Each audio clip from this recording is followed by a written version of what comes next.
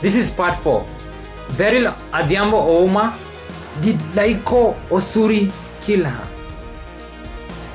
Were there any accomplices? So at Uhai Neema Hospital, Beryl's father confirmed that her death occurred under suspicious circumstances. Why? Because one, like the police OCPD said, Rural Police OCPD, the body did not have any visible injuries. So how did she die?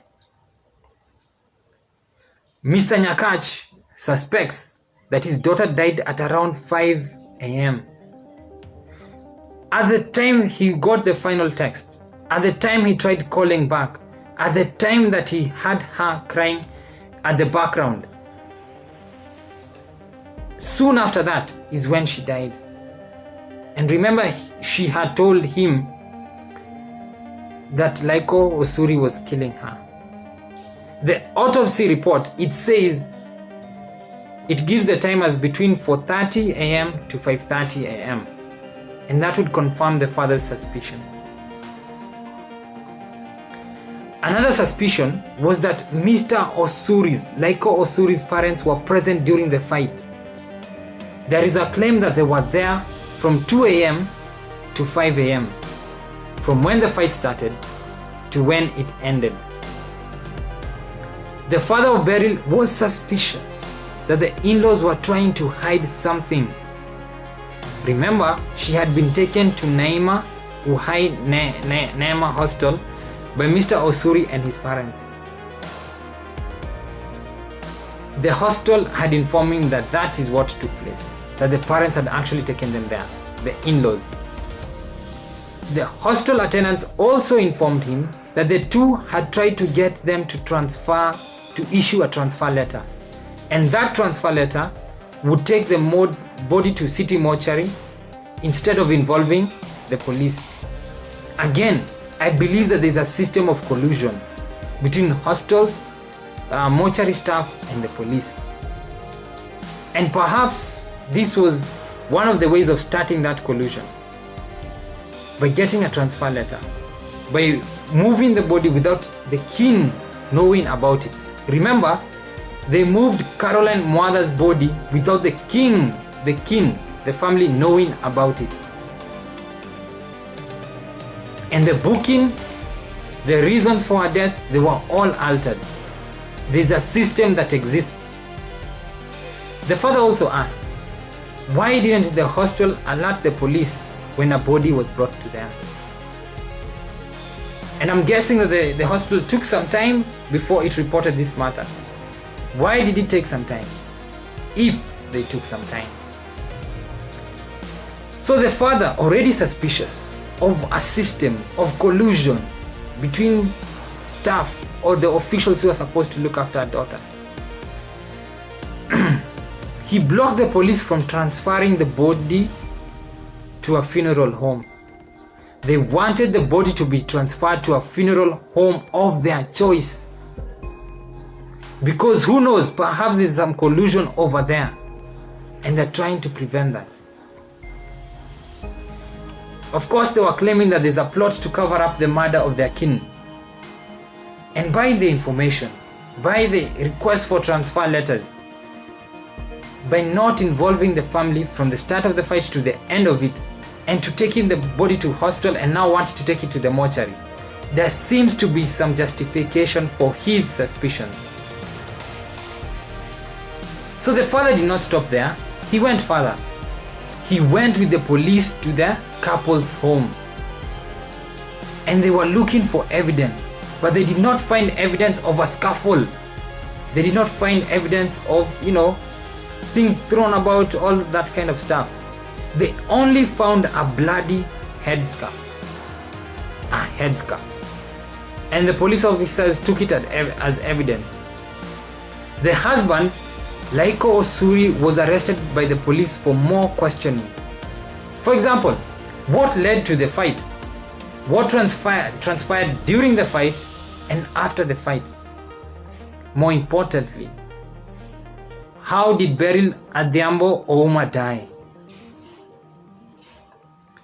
So anyway, During questioning, the suspect, Laiko Osuri, admitted that he had hit his wife. But he says he did not think that the hit had cost her life. So the police asked, "What did you use to hit her?" He said he did it with a belt. The police boss, the OCPD at Ruiru, Mr. Ngetich, he did not understand how a belt could kill somebody.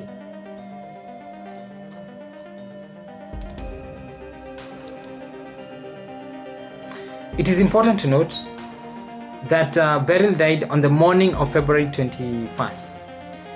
And on February 21st, based on a media report that I got, right, on Twitter, the brother had started seeking for justice. Remember, the father was already seeking for justice, and the brother was not holding back. His young sister was dead, and he was going to fight. And he had called NTV to run the story, and they did, based on a tweet that's from his account, based on the media report that I got. And on 22nd of February, he was asking for justice for his sister. And he was asking the social media users in Kenya, specifically those on Twitter, to fight for Beryl Adhiambo Ouma. That was on February 22nd. A post-mortem was to be done on Saturday, the 23rd of February 2019. It was postponed to Monday, the 25th of February 2019. Why was it postponed?